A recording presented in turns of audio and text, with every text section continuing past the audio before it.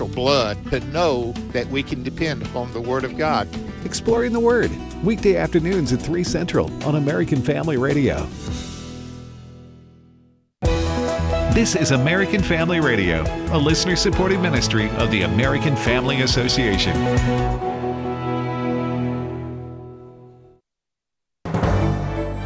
American Family News, I'm Rusty Pugh.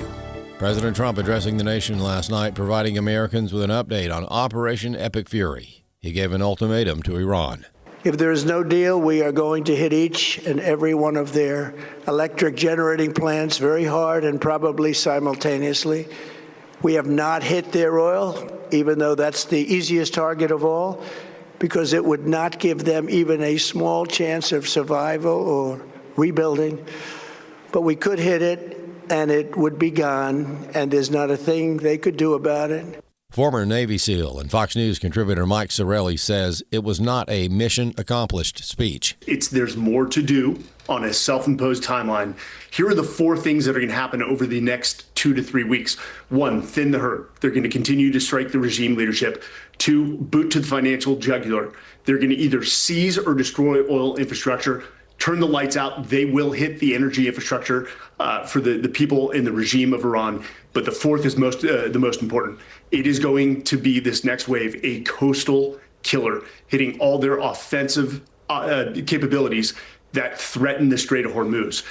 The Supreme Court heard oral arguments yesterday in a challenge to President Trump's push to end birthright citizenship. Roger Severino, Vice President of Economic and Domestic Policy at the Heritage Foundation, says it's already been a sort of victory for the president. I think you got questions that were hard on both sides.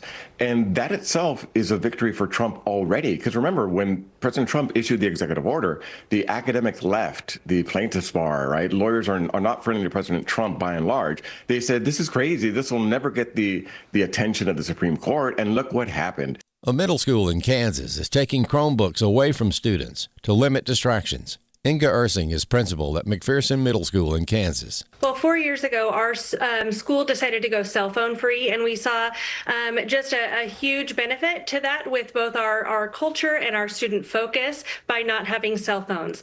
Last spring, we had one teacher in our building leadership team just finally say out loud, what if we need to look at Chromebooks next? I'm still frustrated trying to manage devices when I really want to be focusing on the academics of my students. We knew the research really indicates that student screen time is a huge concern, and our school wanted to do our part in lessening student screen time overall.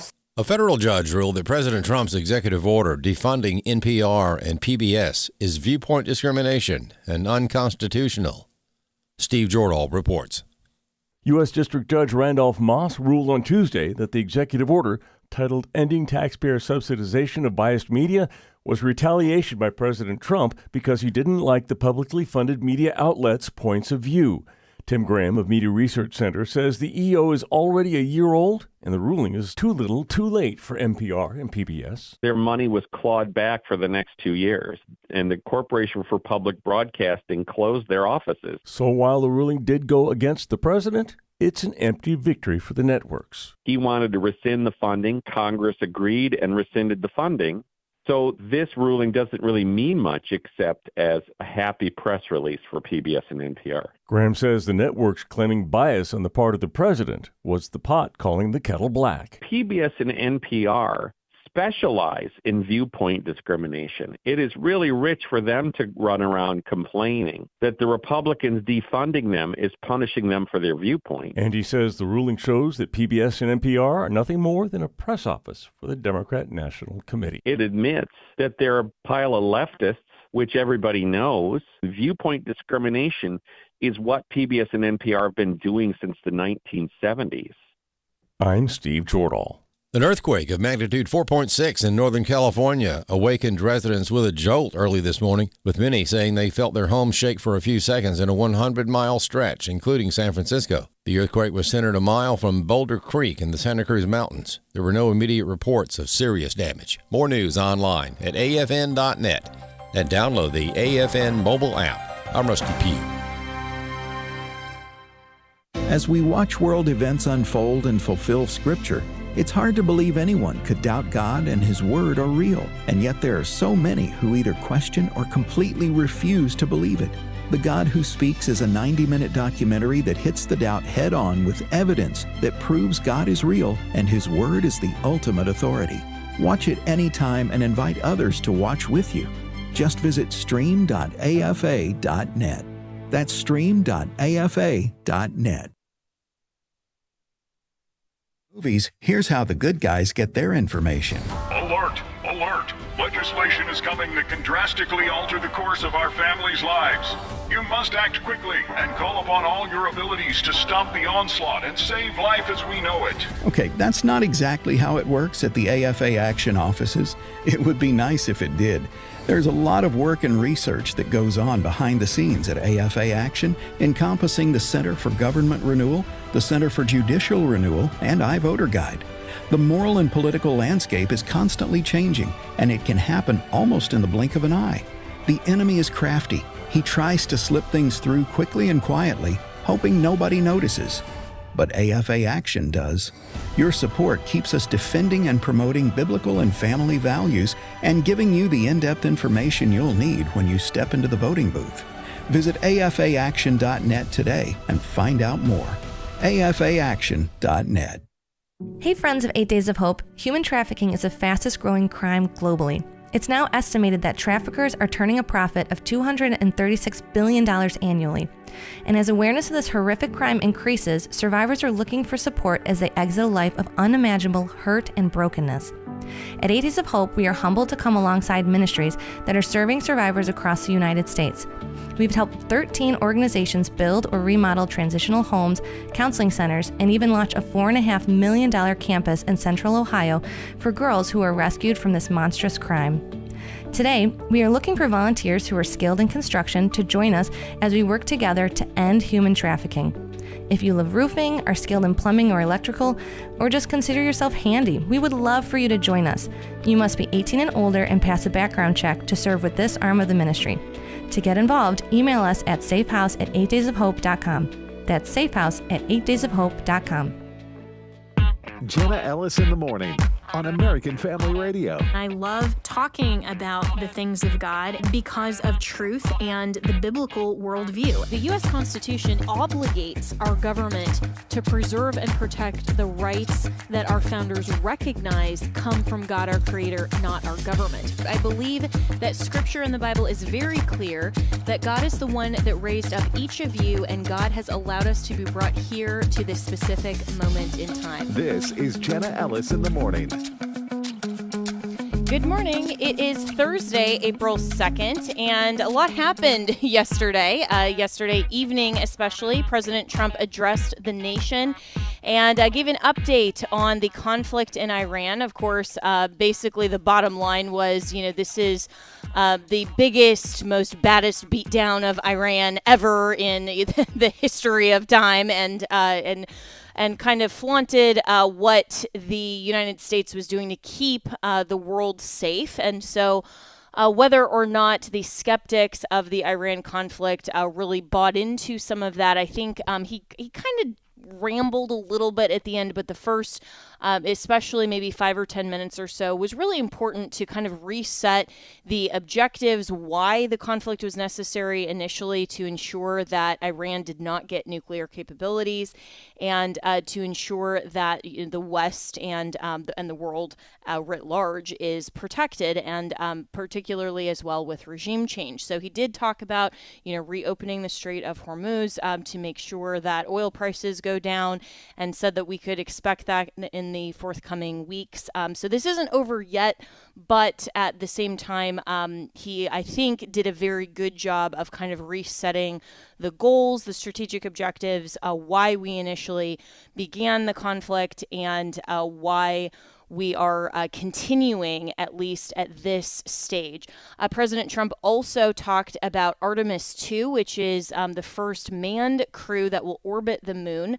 in decades. And so this is a feat for NASA. I actually saw that along with most of my fellow Floridians yesterday, saw the launch just from a distance. I wasn't up close, but you could see that from all over Florida, and it was really an amazing thing to behold. And Trump actually began his speech last night talking about Artemis and what a great feat from NASA. So this is cut one. Let me begin by congratulating the team at NASA and our brave astronauts on the successful launch of Artemis 2. It was quite something. It will be traveling further than any manned rocket has ever flown and will very substantially pass the moon, go around it, and come back home from a distance that has never been done before. It's amazing. They are on the way, and God bless them. These are brave people. We want to God bless those 4 unbelievable astronauts. It's amazing. And, you know, as much as we have space travel and we have gone to the boundaries and the edge of our environment that God has confined us to here on Earth, it's really amazing to see the vast expanse of the universe. And my dad, who is actually a rocket scientist, who was talking about the Artemis 2 yesterday in our family group chat, was saying that according to ChatGPT, that the expanse of the universe is so vast, and that just the estimate is that if one step was equal distance from the Earth to the moon, then 2.1 quadrillion steps would be the possible edge of the universe. I mean, it's so vast and so expansive, and we know that the Bible is true and is real, that God has confined us to our natural habitat here on Earth, which is the place that we can best not only live and thrive, but also discover Him through the natural universe, the general revelation around us, and also, of course, His specific revelation, the Word Himself that He gave to us, and when the Word became flesh, which is what we celebrate this Sunday with the life, death, and resurrection of Jesus Christ. So really incredibly amazing there. All right, well, let's welcome in Mike Donnelly, who is an attorney and has been a law professor and just an all-around really I think, scholar on the issue of birthright citizenship, because that was the other really big headline from yesterday. And this, of course, is in the context of the Supreme Court case of the Trump's birthright citizenship. I almost said Childs v. Salazar. That was the other one of the Supreme Court this week. But Trump's birthright citizenship case that dealt with his executive order basically ending that practice, and it's forcing the Supreme Court to revisit the text of the 14th Amendment and whether or not the framers during the Reconstruction era after the Civil War, who clearly were talking about the children of slaves, meant to provide birthright citizenship to literally anyone who just happens to be born here. And so first, Mike, let's get your kind of preliminary thoughts on all of this and how the arguments went yesterday. Good morning. Good morning, Jenna. Great to be with you. Yeah, it was what a day yesterday. It was so cool seeing that rocket launch off of there. And you know, if you're born on the moon, are you a citizen of what? What are you a citizen of?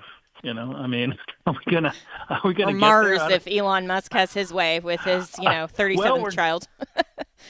I mean, that guy, he's hilarious.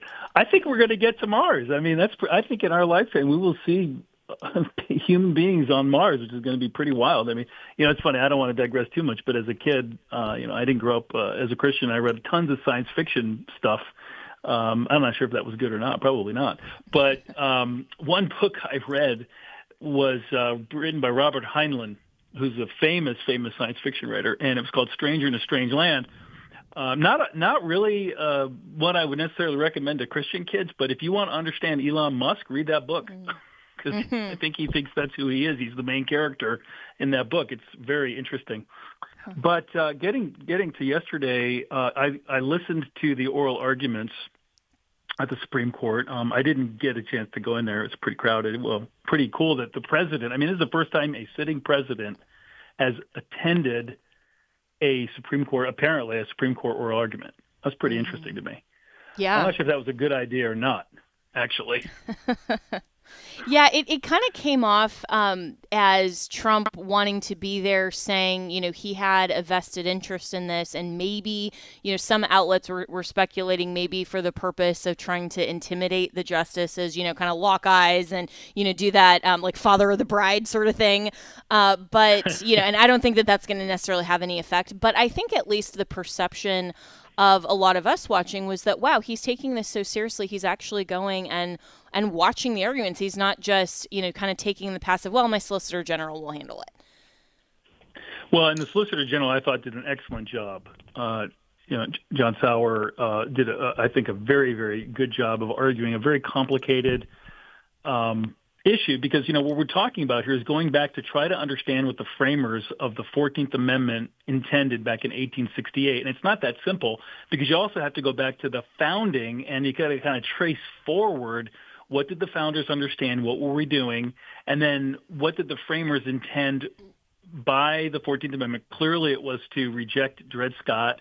That was the decision which said, by the Supreme Court, which said that African slaves can never, ever, under any circumstances, be citizens of the United States because they came from another country and they're, in theory, subject to the power of some African potentate. And we fought the Civil War over a number of things, and the outcome of that, slavery, clearly was an abomination. It's unfortunate that the founders couldn't find their way to figure that out at the founding, and we had to deal with that in one of the bloodiest conflicts our country has ever experienced. More than 1.2 million casualties, more than all of the other wars we've ever fought in combined, was the result of the Civil War. But the Reconstruction Amendments came, and you have the 14th Amendment, and Congress starts Section 1 with, all persons born or naturalized in the United States and subject to the jurisdiction thereof. And this is really the focus of this case. What does that mean? Because all the folks on the who are pro birthright citizenship, the ACLU and all of their friends, they're like, oh, yeah, we've been doing this for 160 years, and it's settled law, and it's a cornerstone, this birthright citizenship. If you're born here, you're a citizen. Well, that's not what the Constitution says. It doesn't say that. It says born or naturalized and subject to the jurisdiction of the United States. Now, they just want to kind of blow through that phrase and say, oh, yeah, subject to the jurisdiction thereof. That just means if you're present. Well, clearly, if you're born here, you're present. So it can't mean the same thing as just mere physical presence. It has to be something else. And yeah, otherwise they wouldn't have added it to the statute, right? It would have just said you're born here. There wouldn't have been a necessity of adding that as a term and categorizing people who are subject to the jurisdiction and are not. And I want to kind of interject here only because one of the most viral clips from yesterday's oral argument was Justice Ketanji Brown Jackson basically making this argument in a hypothetical that your mere presence, and if you're subject to the jurisdiction in any sense of that term, like if you are subject to the law of a country that you're visiting, that somehow provides you the necessary cover for citizenship, which is utterly absurd. And this is what she had to say. This is cut 2. I was thinking about this, and I think there are various sources that say this, that you obviously have permanent allegiance based on being born in whatever country you're from. That's what everybody recognizes. But you also have local allegiance when you are on the soil of this other sovereign. And I was thinking, I, a U.S. citizen, am visiting Japan. And what it means is that, if I steal someone's wallet in Japan, the Japanese authorities can arrest me and prosecute me. It's allegiance, meaning can they control you as a matter of law. I can also rely on them if my wallet is stolen to, under Japanese law, go and prosecute the person who has stolen it. So there's this relationship based on, even though I'm a temporary traveler, I'm just on vacation in Japan, I'm still locally owing allegiance in that sense. It's so preposterous and so ridiculous. She is conflating so many different legal concepts to suggest that just because you might be under the jurisdiction of a criminal law of a country that you're visiting, that somehow requires you to owe allegiance to that country. I mean, those are two completely separate things. They are two completely different things, and let's see Ketanji Brown Jackson go vacation in Japan and then try to argue that she can become a citizen of Japan because she's present in the country. I mean, Japan doesn't do birthright citizenship. They do, if you have to be Japanese citizen in order for kids born there to be citizen. It's complicated. So yeah, I mean, are you shocked that this is what Justice Jackson is coming up with? Not at all. Sadly. She was the sole dissenter in the case yesterday, so it's just more of Justice Ketanji Brown Jackson. She never ceases to amuse and amaze. Anyway, but allegiance is an important concept that they struggled with yesterday, and the other concept that the Solicitor General brought up was this concept of domiciled, and understanding that a person is lawfully present in a location with the intent to remain permanently. And they talked about the case of Wong Kim Ark, which is the case of the Chinese guy who, all the proponents of birthright citizenship want to say, oh, Wong Kim Ark is the case and it's settled and, we have to go by that. And it says birthright citizenship. Well, yes and no. Wong Kim Ark was a case where Wong Kim was born to parents who were lawfully present in the United States of America, running a business. They couldn't become citizens, naturalized citizens, because of the Chinese Exclusion Acts, which Congress passed pursuant to its constitutional authority to have uniform laws of naturalization, saying that we're not going to have any Chinese people be citizens of the United States. Obviously, that's changed, but Congress did that. And so that's why the parents couldn't become citizens. But Wong Kim Ark was born here. His parents were lawfully present.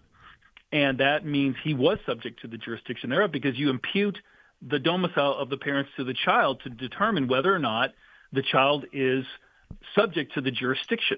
Right now, there's arguments about that, and if you're subject, they talked in the case yesterday, General Sauer, and I think it was Gorsuch who was pressing him on this, or maybe Kavanaugh, about some previous laws that were passed by Congress in 1866, the Civil Rights Act, which also dealt with the question of citizenship, and the language it used was not subject to any foreign power. Okay, you're a citizen if you're born or naturalized and not subject to any foreign power. 1866. They changed the language when they passed the 14th Amendment, or proposed the 14th Amendment in 1868 to born or naturalized and subject to the jurisdiction. And there was some discussion about why did they change that. But this whole idea of understanding what does it mean to be subject to the jurisdiction, it's clearly not mere physical presence. It has to be more than that. And that's the question the court's going to have to struggle with. And there's this concept that they grapple with also that you pointed out of allegiance. What does that mean? You've got to have this idea that you're here permanently, you intend to be here permanently, and you're here lawfully with the consent of the sovereign, which is why illegals, people who come here illegal, cannot and should not be able to become, the children of illegal aliens should not be able to become citizens unless Congress acts under the understanding of the 14th Amendment. So lots of concepts they grappled with, and I thought the Solicitor General did a pretty good job of trying to unpack a lot of these complicated concepts. I thought the ACLU attorney who was arguing the other side was very simplistic, just kept repeating Wong Kim Ark, just kept saying that the Constitution, to me this was shocking when she said that the Constitution in the 14th Amendment, the first sentence, was intended to prevent Congress from making any changes to what a citizen could be. She said it created a floor that Congress could not go beneath. Well, I guess she forgot about Section 5, which says that Congress has the authority to, pass laws regarding the 14th Amendment, which means it can pass any laws, in my opinion, about that. So, that was the argument of the ACLU. What are they going to do? That's the question. How are the justices going to handle this case? They got 3 months to figure this one out. Yeah, it's really going to be very interesting to see how they wrestle with all of this, because it seems like to just a regular average people who are looking at the issue of birthright citizenship in the context of the immigration issues that the Trump administration has highlighted and, in this whole political context. And it seems very simple, Mike. I mean, it seems like, well, no, of course we shouldn't allow people who are here illegally to then gain something from our government almost by virtue of them being here illegally. I mean, it almost seems like it's an unjust enrichment in that sense, right?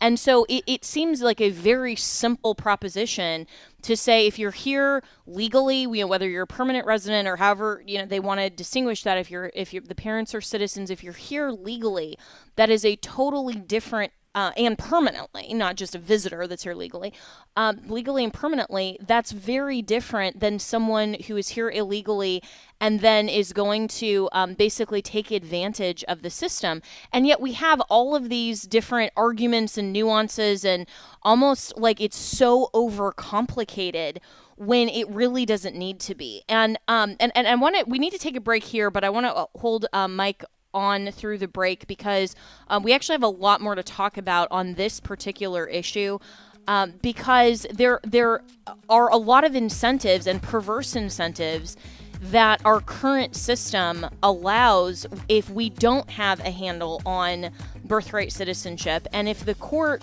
somehow holds that the president doesn't have the authority to unilaterally change this, which they might, but if they go a step further and say that the 14th Amendment actually protects the right of any child born in the United States to have citizenship, that is going to be a disaster overall and in the coming years and decades for this country. So we're talking with Mike Donnelly, who's an attorney. You can follow him at Donnelly Speaks, and we will be right back with more.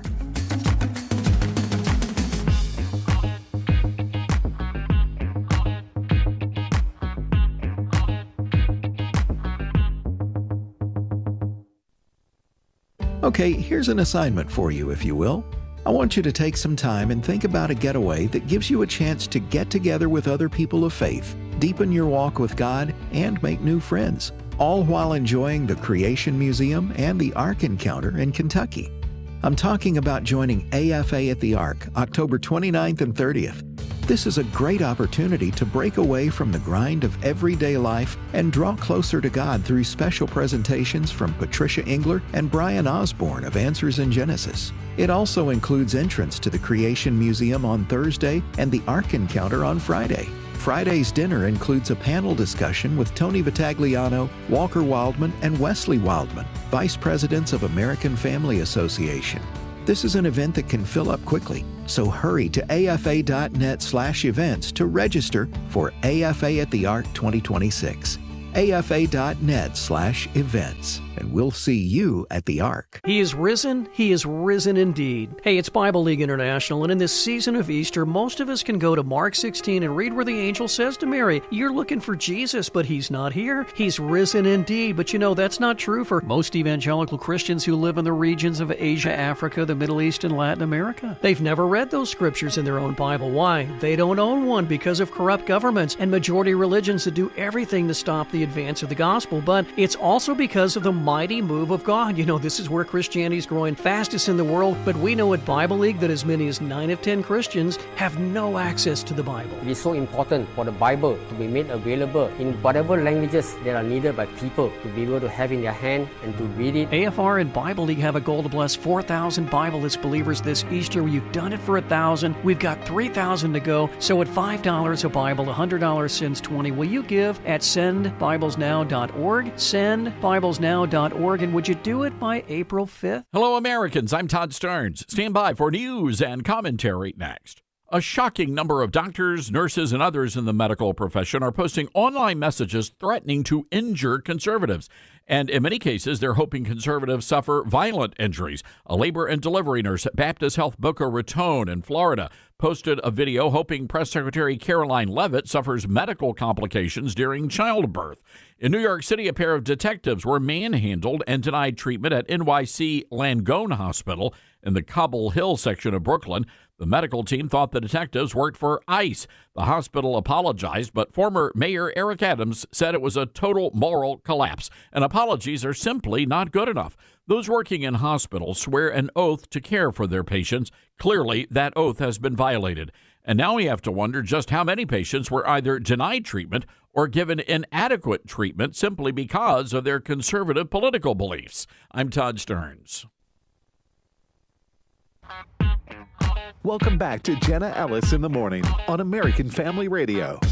Welcome back, and we're still here with my special guest, Mike Donnelly, who is an attorney and talking about the Supreme Court case. But breaking news, the House GOP has caved to really the Democrats. They've agreed to pass the Senate bill to fund DHS except for ICE and CBP that unanimously passed a week ago. And so this coming from Politico and also Fox News is reporting. New Speaker Johnson caves to Leader Thune. In a joint statement, they will announce they will fund DHS through the appropriations process and reconciliation.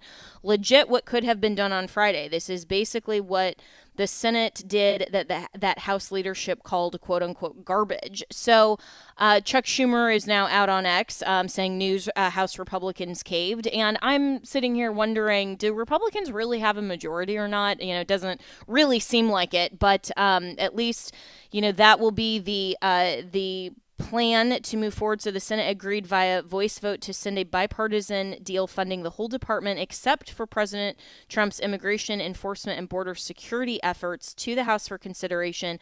The chamber is not expected to vote on the legislation until the House lawmakers return to Washington after Easter break on April 13th. So we can head into the weekend being once again duly disappointed in the GOP leadership. But let's get back to whether or not we'll be disappointed in the U.S. Supreme Court. So the other issue, Mike, that came up in the context of all of this and with birther tourism and, you know, the so-called anchor babies and all of these incentives for illegals to come and to stay and then have their children become citizens, and then they can then apply for citizenship based on the status of their child.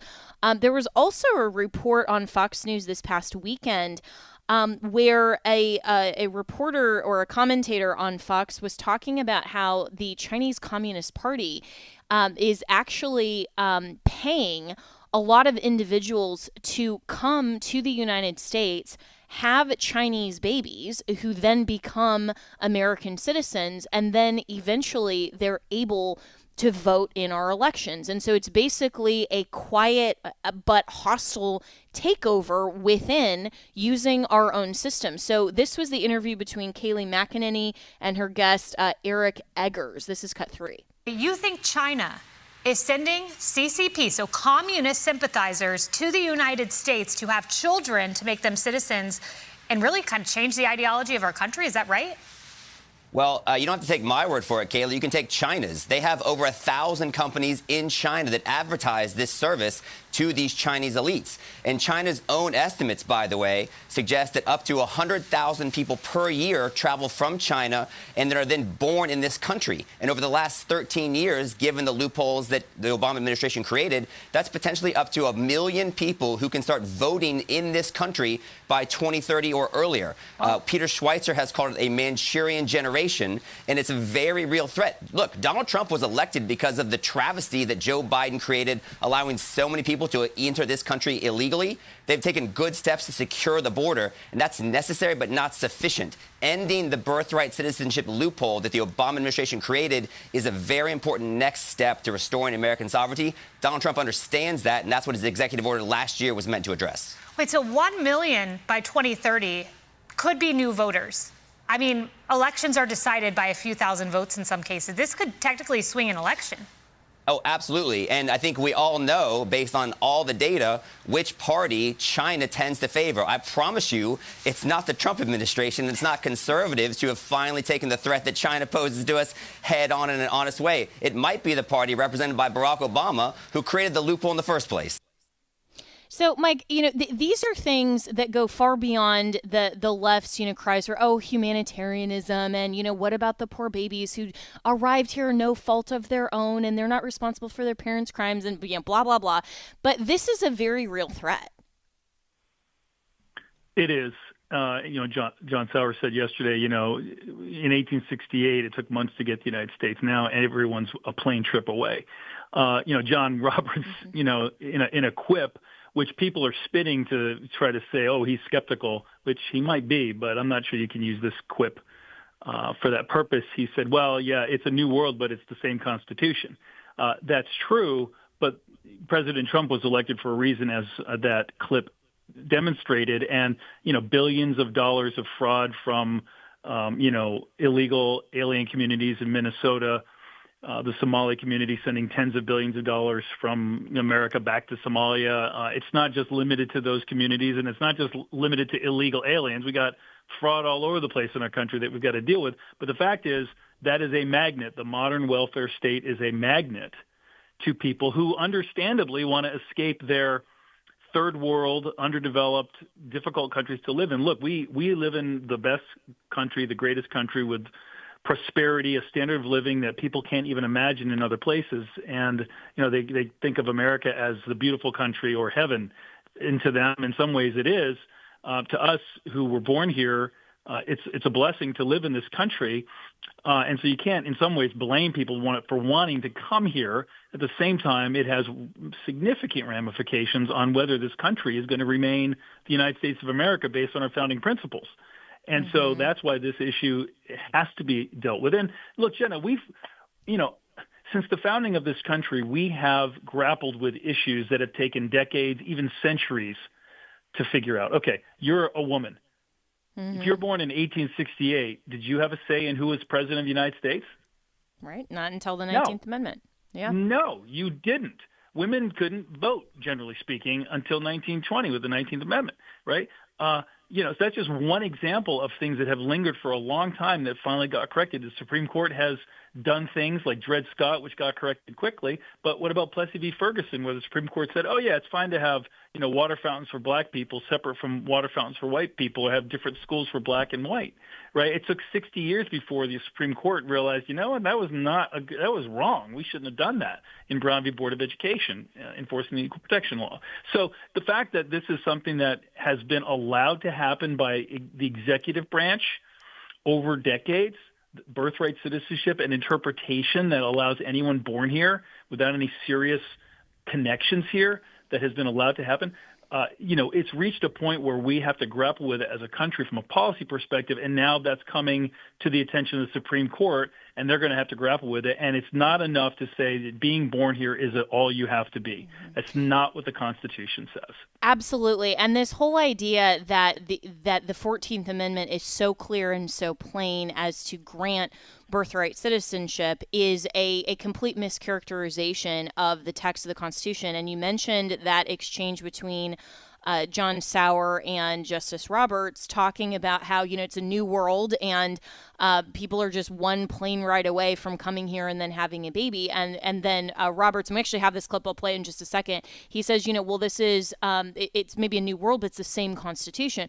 Well, yeah, but that doesn't mean that then the application always remains the same. And we've seen that there is a distinction between the argument for a living constitution, that the words mean something different, like the 1964 Civil Rights Act. The term sex now, according to the Supreme Court, means sexual orientation, gender identity. No, that's reading something into it that the plain meaning of the statute did not mean that at the time in which it was enacted. But then if you look at something like the First Amendment, okay, that has covered freedom of speech, but at the time that it was ratified, it didn't cover transmissions by radio like what we're doing today because it didn't exist at the time, but the application was different. And in fact, I'll play first this clip from Alito quoting Scalia on future applications of not yet invented innovations, and how that doesn't change the plain meaning of the Constitution, but the application can certainly expand when you have innovations in technology or just, progress as a society. This is cut 4. Scalia had an example that dealt with this situation. He imagined an old theft statute that was enacted well before anybody conceived of a microwave oven, and then afterwards someone is charged with the crime of stealing a microwave oven, and this fellow says, well, I can't be convicted under this because the microwave oven didn't exist at that time. And he dismissed that. There's a general rule there, and you apply it to future applications. And what we're dealing with here is something that was basically unknown at the time when the 14th Amendment was adopted, which is illegal immigration. So how do we deal with that situation when we have a general rule? And I think he's spot on with that.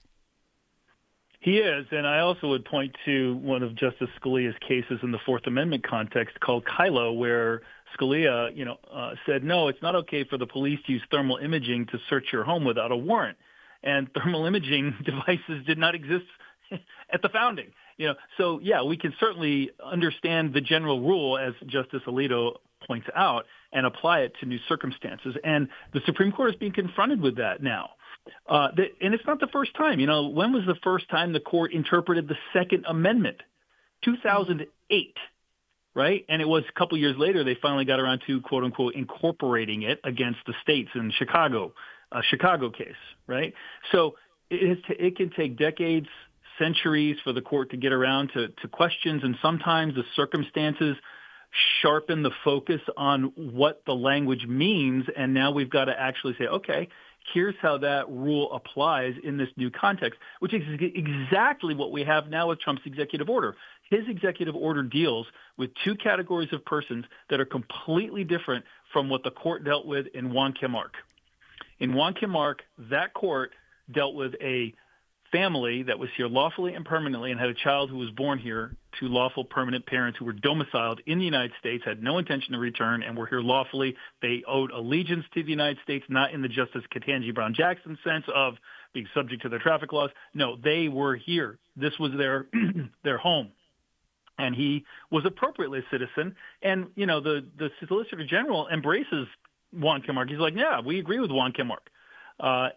Because it's not really relevant to the cases that the Trump executive order is trying to address, which is people here who are here illegally and who are also here temporarily and are not permanently domiciled here legally. And that's what the court has to grapple with. And it's, people, the CNNs of the world and all the left-wing media are trying to say, oh, the Supreme Court is skeptical of this. And, well, of course they're skeptical. They're supposed to be skeptical. They've got to press the arguments for both sides. And I heard a Kavanaugh who was open to it. I heard a Gorsuch who gave a hard time to the ACLU lawyer. And that's what they do, is they press both sides hard, and they're going to be skeptical to both sides.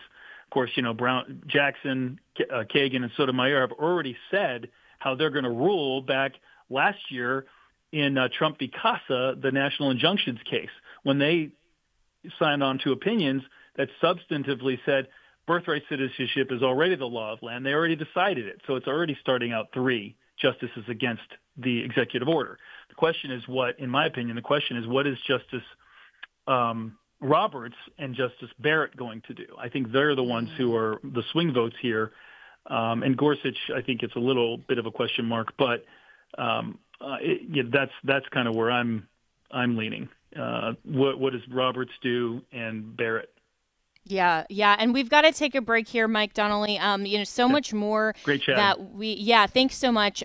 So much more that we can and will discuss in the coming days, especially when we get this opinion, which will probably be handed down, sometime around June, close to the end of session. That's typically when the Supreme Court releases their most controversial or more politically charged opinions. And so we just need to be praying for the justices because this is a huge and monumental decision that is going to have a real practical impact on American citizens for sure, but also, a lot of people. And this is going to, one way or the other, change the trajectory of our country and is something that we need to take incredibly seriously. And so we need to pray for them to have wisdom and to not be led by political partisanship or maybe difficulty, but by actually doing the right and appropriate thing. So we will be right back with more.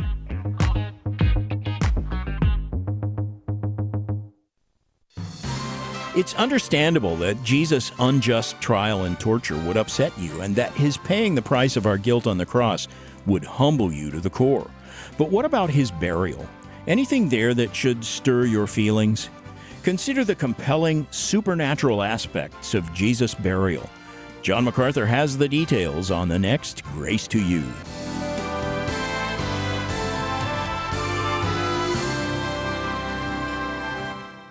American Family Radio is now available on iOS and Apple TV apps. That means even our content is in the world, but not of the world. Here's where both of you, or each of you, got it right and wrong according to Scripture. That's always our plumb line. And you can download these apps free from your favorite app store. The objective is to make disciples of the Lord Jesus Christ. AFR, available on iOS and Apple TV.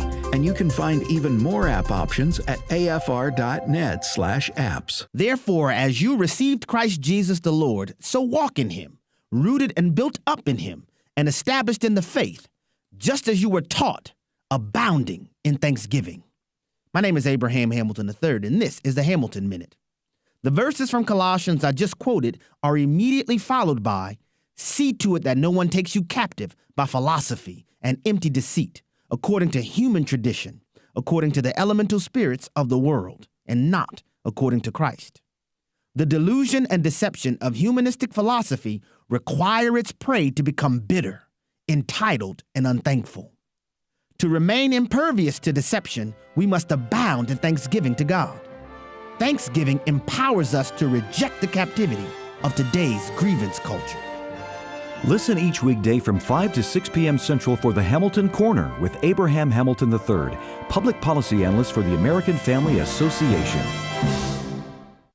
Let's see, if something costs less, a lot less, but people are actually happier with it, that sounds like something to look into, and that's MediShare. Maybe you've heard joining MediShare can save you or your family up to $500 a month, and that's huge, but it's also true. People are just happier with it. They love being part of something that reflects and promotes their values and what they believe in. MediShare works, too. It's been around for 30 years now, and members have shared more than $7 billion of each other's bills. People love having telehealth and a huge nationwide PPO network, so yeah, really, you can save a ton and like it better. Imagine being happy with how you're taking care of your health care, whether you're self-employed or part of the gig economy, or you just want a plan that you're happy with. Here you go. You can call right now and get a price within 2 minutes. A very, very smart use of 2 minutes. Here's the number you need. It's 833-44-BIBLE. That's 833-44-BIBLE. 833-44-BIBLE. Welcome back to Jenna Ellis in the Morning on American Family Radio. Welcome back. Well, turning to getting some really good accomplishing work done in office. Florida's CFO, Blaise Ingoglia, in just the first 6 months in office, has exposed $1.9 billion in wasteful, excessive spending, proposed historic anti-illegal immigration legislation, proposed historic government accountability and transparency legislation, established the Florida Agency for Fiscal Oversight, has awarded over $14.7 million to support Florida's firefighters, and also another $8.5 million to support Florida's law enforcement. So, you know, as disappointed as we are in the GOP nationally this morning, I think that some in Florida at least deserve our thanks, and that definitely includes our CFO. But I want to welcome him in now. And Blaise, you have been going around the state looking for all of this wasteful, excessive spending, basically in a Florida version of Doge. And what you have uncovered has just been absolutely wild, which actually kind of goes along with your X handle, government or Gov Gone Wild, and showing how the excessive expenditures on the state and local level really could amount to a lot of returns for the average citizen. Yeah, so what we've seen in the state of Florida, because everyone is moving here, we've had an increase in property values and a corresponding increase in property taxes. And over the last 6 years post-COVID, a lot of these local governments have just gone reckless. They've taken all this extra money, this property tax windfall, never once thought about giving it back to the voters, just took the money, started hiring bureaucrats, administrators, paper pushers, not really hiring more law enforcement and fire, although they do. But the budgets, the local budgets most of them have almost doubled in size in 6 years. So when we talk about an affordability issue here in the state of Florida, as we see across the United States, My argument and the case that we're making is the affordability issue is starting at the local government here, a local government level in the state of Florida, because they are just raising property taxes and thus your housing payment every month. Yeah, and this has been a huge focus right now, at least among regular Floridians, not really the Florida legislature, even though Governor DeSantis has yet to actually put forward a comprehensive plan for property tax relief and the homestead exemption. But what could, in your estimation, just looking at the fiscal side of it, what could that actually entail that would be concrete and that the legislature could and should pass? So the governor and I think that the numbers work, and we want to be as aggressive as possible. We think eliminating homesteaded property taxes on homesteaded properties in the state of Florida is attainable, but I do not think that the legislature is going along with that. So what I think is going to happen is either one or two things. I do not have any insider information. This is just my opinion. I think that we're going to go back to the original intent of homestead in the state of Florida, which is about shield about a third of your home from property taxation. And now that number is about 9%. So if we can get it back up to 33, close to 40%, the state of Florida, the residents, the property tax owners will be much better off. Or we could see something like a super exemption, something where an exemption is $400,000, but we phase it in over time, where year one it's 100, then 150, 200, 250, 300, 350, and then eventually get to a $400,000 property exemption, where the people on the lower rung of the economic ladder won't have any property taxes at all. It gives government some certainty because there's a glide path to a much larger homestead exemption. I think one of those two are very doable, and I think it's something that the legislature should contemplate. Yeah, so I think a lot of us are wondering why in the world a supermajority Republican legislature wouldn't take this up.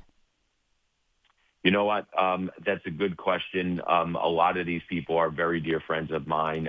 You know me, Jenna. I'm very, very aggressive when it comes to government in general, conservative governance. I wish they were a little bit more hard pushing and hard charging on this. But, they're listening to all sides, just like I'm listening to all sides.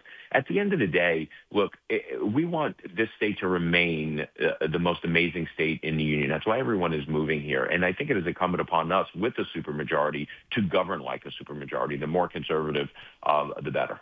Yeah, I could not agree more. And I mean, I'm one of them who came to Florida because of Governor DeSantis's and your and others' leadership in Tallahassee and ensuring that we have conservative governance. And coming from a blue state, which just got its 30th L at the Supreme Court, earlier this week, not yesterday, but earlier this week, Colorado has just been a total disaster. And looking at how that state is run and functions compared to Florida, it's such a vast difference. And even the day today, I mean, as a regular resident, I can tell a huge difference, and people can tell a difference in conservative red states versus the oppression of blue states, and almost kind of always having to be on their guard of, what crazy, insane thing are they going to manufacture and come up with next to infringe on our rights. But, when you're looking at all of the fiscal side and the fiscal responsibility, it surprised me,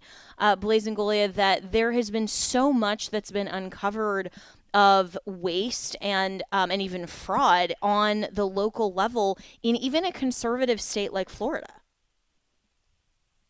Yeah, 100%. That's in fact, if you look at the numbers on a per capita basis and a growth basis, the city of Orlando, which is deep blue, is actually the most fiscally responsible of the 15 governments that we reviewed.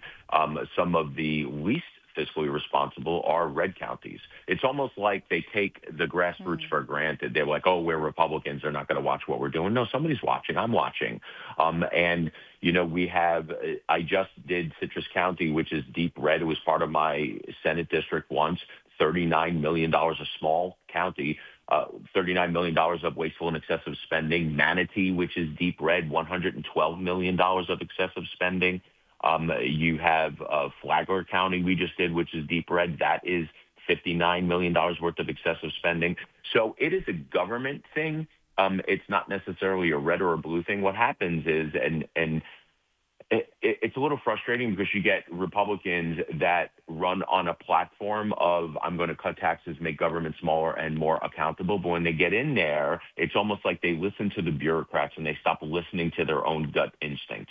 And then there's more and more excuses of growing government when we really need hard-charging fiscal conservatives to put their hands up and say, nope, our job here is to protect the people, not to protect the government.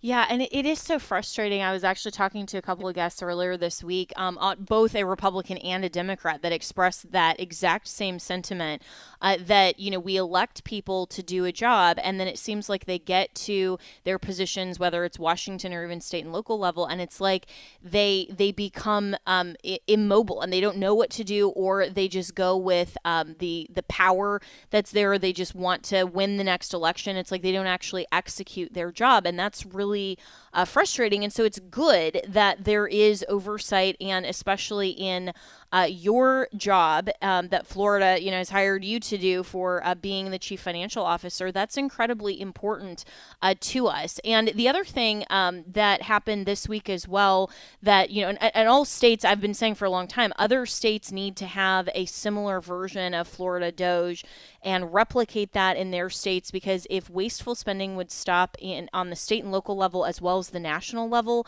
then, you know, maybe we wouldn't be, you know, feeling the economic pressures quite as much.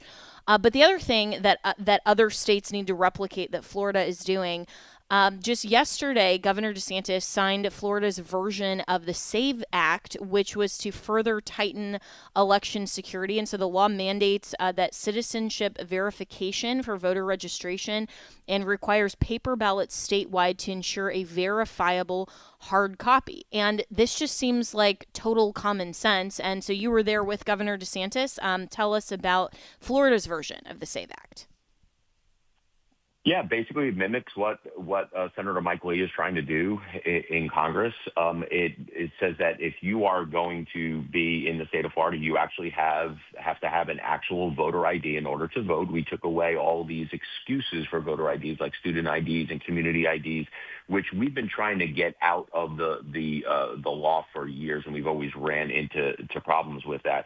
But it also requires a verification of citizenship. Now, people always think, well, that's sort of, yes, it's sort of common sense, but we do not have illegals voting in our elections. That is absolutely 100% verifiably false.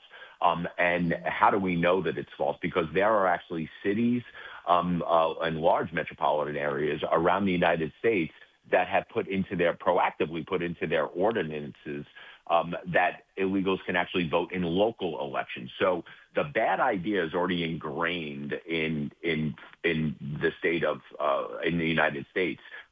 It is a good idea to make sure that bad idea does not spread to state and not spread to federal elections. So we look to verify citizenship. Now, the naysayers are going to come out and saying that, you know, and you've seen these ridiculous videos.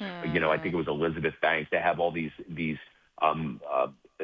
Hollywood elites up there saying that, you know, they're going to disenfranchise women. All of that is not true.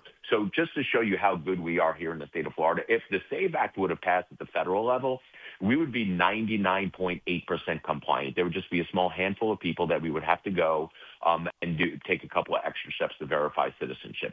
But what's concerning here is the pushback on the national level. It's like, why would you not want to verify citizenship? There's only two answers to this. One is that they've already registered a bunch of illegals, and the SAVE Act is going to expose their plan. Or the second thing is that they're planning on registering illegals, and the SAVE Act is exposing their plans. But either way, verifying citizenship and voter ID is a good thing. People demand it. It is very, very popular. 80% of all voters in the United States approve of this. 80% of black voters approve to this. So it's not Jim Crow 2.0. Sorry, Senator Schumer. It's just not. And it's just common sense stuff.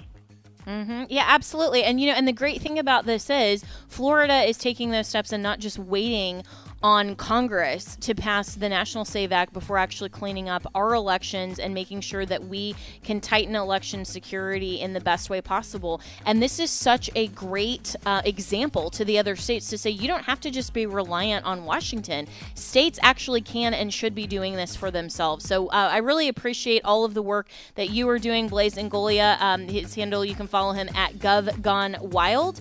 And you should follow him there for all of the updates and sometimes a little bit of snark. That's what I like about him. But thanks so much for your work, and Governor Ron DeSantis as well.